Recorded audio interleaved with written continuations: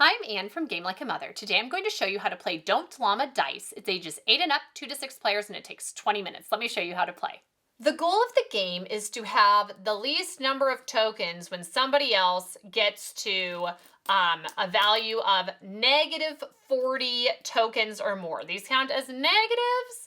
So if they have these black chips that each count as 10, plus a couple white chips at the end of a round, and you only have something like this, then you would be the winner. For game setup, each player, this is a 2-player game, is dealt 6 cards from the deck, and then the rest of the deck is put aside, and you have a llama rainbow at the top of these special cards that have the black llamas on the back.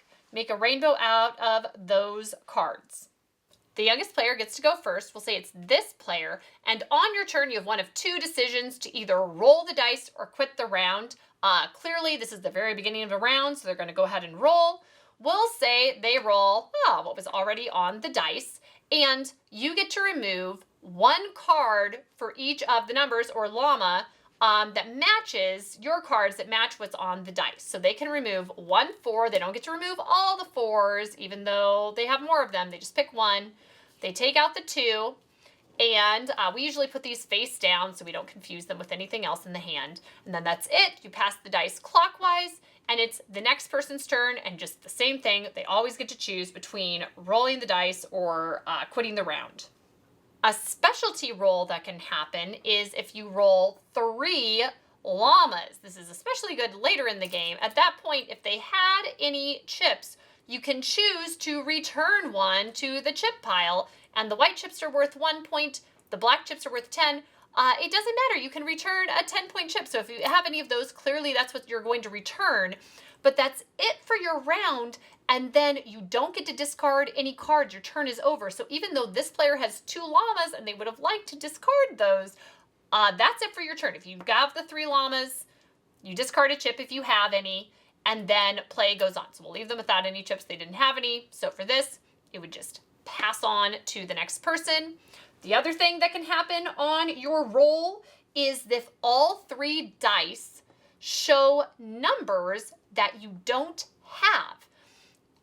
Then you get to pick one from the llama rainbow up here, the llama row, and you have to pick either the 1 or the 3, because that's what's pictured here, so they get to take the 1, they're going to pick the lower value 1, and they add it to their hand, and now they have an additional card to get rid of in the future.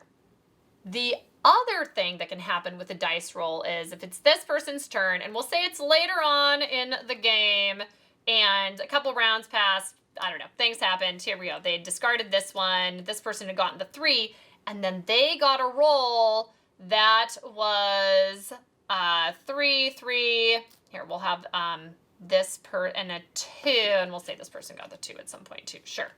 So now it's 2, 3, and 3. If you don't have any of the numbers in your hand, and it's also not in the llama row, then you have llama drama, and you have to take every single card that's out here, put it in your hand, and the round would end instantly, and it would be time to total up your points.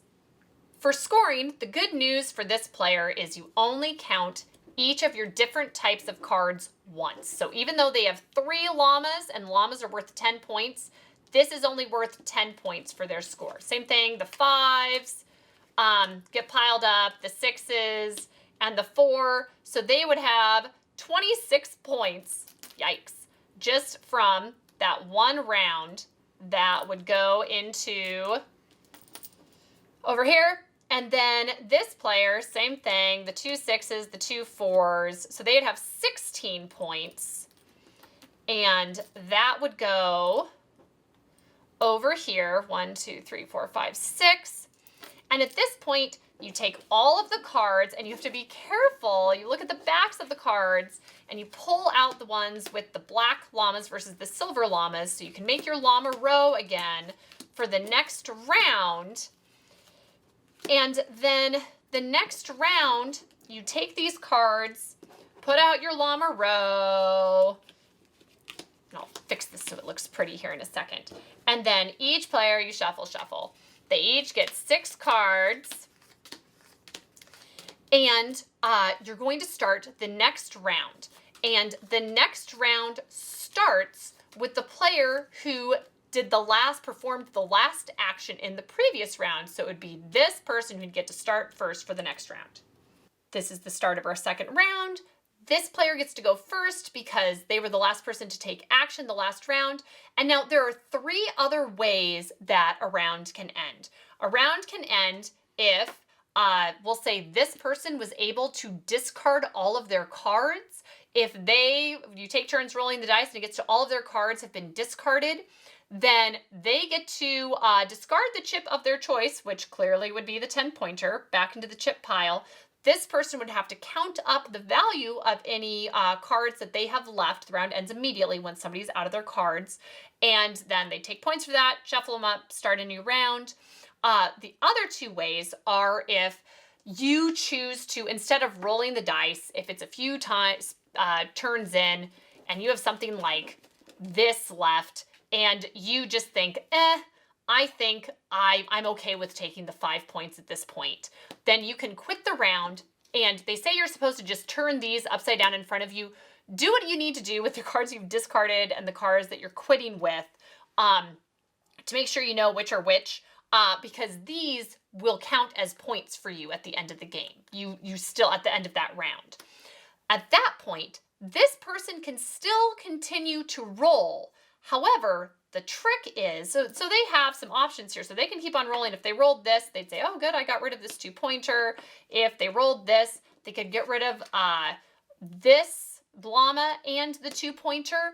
But if they then roll this again, instead of just having to get 1 card from the llama row, if all the other players have left the round, then you have instant llama drama and you'd get all of these. So what might be a nicer option at this point with 3 ones left is they could choose to also quit the round. And so then they would turn these all down. And for the end of the round, this person would be getting 5 points and this person would be getting just 1 point. So keep on playing rounds and scoring points until somebody has a value of -40 or more in these chips. Then whoever has the least chips is the winner. So that's how to play Don't Llama Dice. The target demographic for this game is Don't Llama fans who want more but a little different from the original card game. This one feels just a little bit easier than that one and can work with a younger audience. We played this as a family and my 4-year-old played along with us. She did fine because there's an open hand and you're just rolling dice. There really are very few strategic decisions to make besides should I roll again or not? What is the probability of getting one of the numbers that I'm going for? So it's really pleasant and nice. You can play it with a slightly wider audience than the original, and it's just a little bit easier, which is okay. Sometimes you need a game like that. The rule complexity is very easy.